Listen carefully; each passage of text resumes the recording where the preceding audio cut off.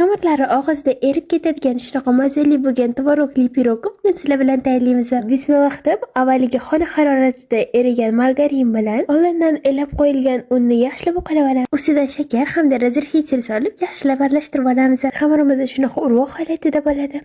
Endi nachinkasini tayyorlaymiz. Idishchamizga tvorog, shakar, chang soda, 2 dona tuxum solamiz va yaxshilab aralashtirib olamiz. Aralashtirib o'tganda avvaliga qoshiq bilan, so'nggisi mikser bilan aralashtirib olamiz. E'tiborli bo'ling, tvorog suvi chiqib ketishi kerak emas va shuning uchun do'kondan faqatgina quruq tvorog tayyorlaymiz. Oldindan tayyorlab qo'ygan xamirimizni yarmini idishimizga solib olamiz va bir tekis qilib tekislab olamiz. Undan esa tvorogli nachinkamizni xuddi shunaqa videoda ko'rsatilgandek qilib solib chiqamiz. Hamma nachinkani bir tekis qilib yoyib olamiz. Ustidan esa xamirimizning ikkinchi qismini yoyib chiqib olamiz.